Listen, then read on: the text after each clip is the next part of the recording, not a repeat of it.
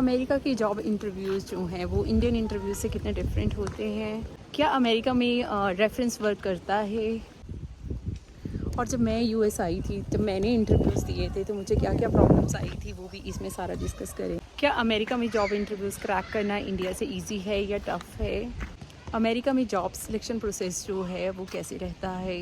Hello friends, welcome back to my new blog. I hope you guys are doing good and आज की हम इस video में discuss करेंगे कि यूएस में जो है वो जॉब इंटरव्यूज़ कैसे रहते हैं, जॉब जो इंटरव्यूज़ प्रोसेस है वो कैसे रहता है एंड क्या यहाँ पे रेफरेंस वर्क करता है, और यहाँ पर जो हमारा इंडियन एक्सेंट है क्या उसकी वजह से यहाँ पे प्रॉब्लम्स आती हैं या नहीं आती हैं। तो वो सब चीज़ें जो हैं हम लोग डिस्कस करेंगे इस वीडियो में। वीडियो के एंड तक बने रहिएगा एंड वीडियो को लाइक शेयर सब्सक्राइब करना बिल्कुल ना भूलिए। सो अभी मैं आपको डिटेल में बताती हूँ कि अमेरिका में जो रिक्रूटमेंट प्रोसेस है, जॉब इंटरव्यूज़ हैं वो कैसे होते हैं। सो फर्स्ट ऑफ़ ऑल जो भी रिक्रूटमेंट कंपनीज़ हैं या कंसल्टेंट हैं वो लोग जो हैं आपका प्रोफाइल चेक करते हैं कि whether you guys are fit for the profile or not. So अगर आप उस प्रोफाइल के लिए जो है आपका रिज्यूमे जो है वो फिट है तो वो लोग जो हैं कंपनीज़ को फॉरवर्ड करते हैं, और कंपनीज़ में फॉरवर्ड होने के बाद कंपनी में जो एचआर होती हैं वो सारा डिटेल में देखते हैं कि कितना एक्सपीरियंस है या जो उनको रिक्वायरमेंट आई है सीनियर लेवल या टेक्निकल डिपार्टमेंट से वो मैच करती है या नहीं करती है। तो वो जो कंपनीज़ के एचआर होते हैं वो आपको फ़ोन के थ्रू भी कांटेक्ट कर सकते हैं एंड ईमेल के थ्रू कांटेक्ट कर सकते हैं। सो फर्स्ट जो है आपका टेक्निकल राउंड के लिए बुलाएंगे आपको। मैं अभी आईटी की बात कर रही हूँ। सो टेक्निकल राउंड के लिए बुलाएंगे। सो टेक्निकल राउंड में आपके जो हैं वो काफ़ी क्वेश्चंस होते हैं। आपको जो है कंप्यूटर पर ही इंटरव्यू देना है एंड उसके बाद जो है एक सिग राउंड होता है। तो सिग राउंड में क्या होता है कि आपको डिफरेंट सिचुएशंस दी जाती हैं कि लेट्स से अगर आपकी टीम में कोई पर्सन है या आपके कलीग्स हैं, टीममेट हैं, अगर आपके साथ वो झगड़ा करते हैं किसी भी टॉपिक पे कि लेट्स से कि आप कहीं भी कोई काम कर रहे हैं, तो क्योंकि हर किसी का अपना पॉइंट ऑफ व्यू होता है तो आपको उस सिचुएशन में जो है वो कैसे हैंडल करना है एंड अदर कुछ ऐसे ही क्वेश्चंस होते हैं, सिचुएशनल क्वेश्चंस होते हैं। और उसके बाद एक फिट राउंड रहता है। फिट राउंड में क्या होता है कि आप जिस टीम में जा रहे हैं whether you are fit for that team or not. तो ये फिट टीम का जो फंडा है इसमें जो फिट डिपार्टमेंट के जो हेड होते हैं वो इंटरव्यू लेते हैं एंड इसके बाद आपका एचआर राउंड होता है। तो एचआर राउंड में आपका जो है वो पूरा डिटेल चेक करी जाती है, आपका सैलरी वगैरह पैकेज सेट किया जाता है, ये सब चीज़ें रहती हैं। एंड एचआर राउंड के बाद ही अगर एचआर कर भी देती है आपका फाइनल तो भी आप जो है वो रिजेक्ट हो सकते हैं। तो ऐसा क्या रीज़न रहता है यूएस में कि एचआर राउंड सारे राउंड्स होने के बाद भी आप जो हैं वो रिजेक्ट हो सकते हैं। तो वो मैं बताती हूँ कि यूएस में जब भी आप आते हैं किसी भी जॉब के लिए अप्लाई करते हैं तो यहाँ पे बैकग्राउंड चेक होता है। अब ये बैकग्राउंड चेक क्या होता है?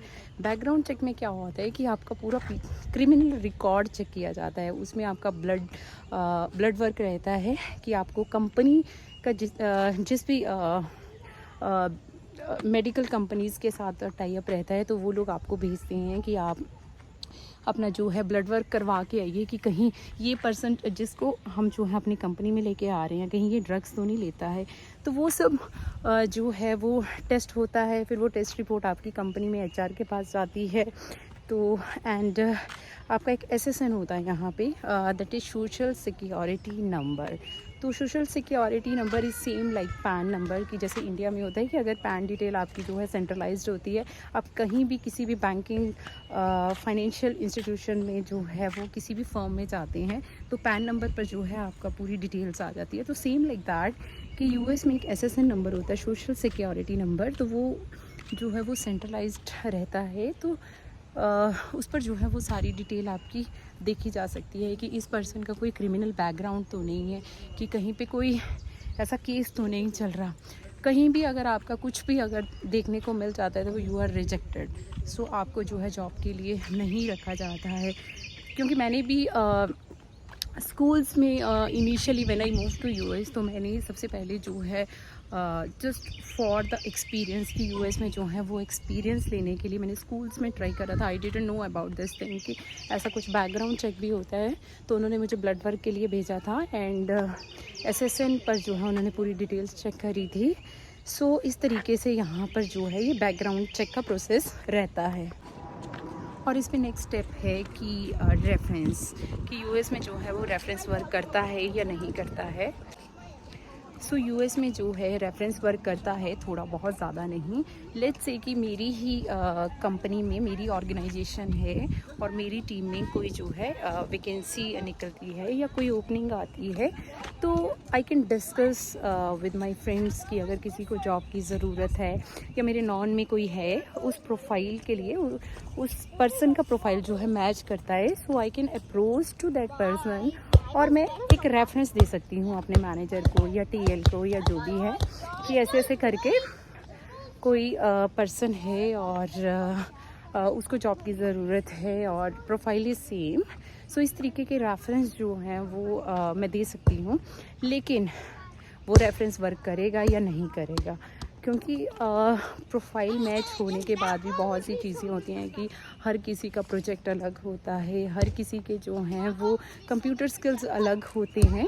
तो यहाँ पर ऐसा नहीं है कि किसी को रेफरेंस पे रख लिया है और उसे काम नहीं आता है। अगर काम नहीं आता है तो ऑब्वियसली वो लोग जो हैं वो रिजेक्ट कर देंगे, क्योंकि इन लोगों को काम चाहिए होता है। इन लोगों को ऐसा नहीं है कि हाँ भाई तुम लोग ऑफिस में आओ, बैठो और अपना टाइम पास करके निकल लो। सो यूएस में ऐसा बिल्कुल भी नहीं होता है।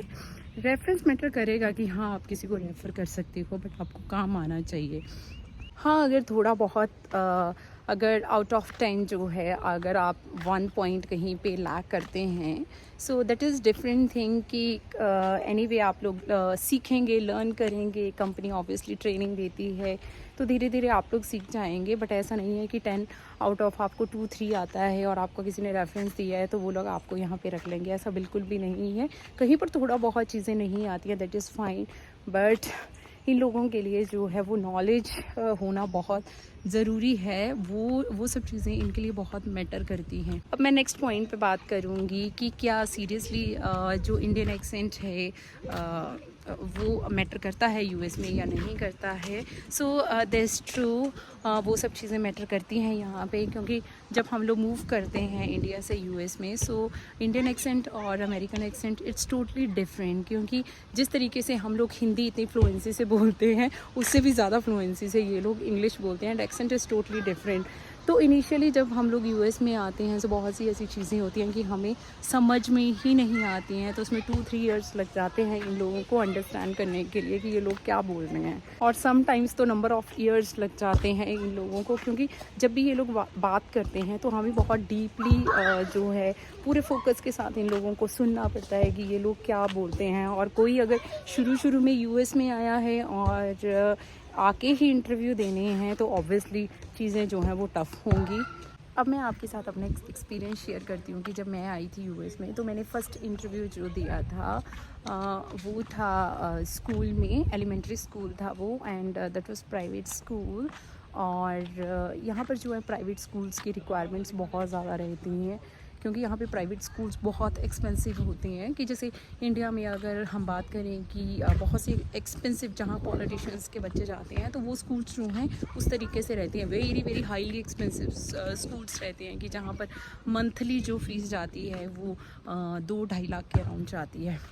तो यहाँ के मोस्टली स्कूल्स में क्या होता है कि डायरेक्टर्स इंटरव्यू लेते हैं। सो जब मैं गई थी तो मुझे भी एक्सेंट समझ आता था, लेकिन इतना ज़्यादा नहीं समझ आता था। तो वो लोग सिचुएशनल आपको क्वेश्चंस पूछते हैं, बहुत ज़्यादा सिचुएशनल क्वेश्चंस। क्या होते हैं कि आपको सिचुएशंस देंगे कि अगर ऐसा होगा तो उस सिचुएशन में आप लोग क्या करेंगे।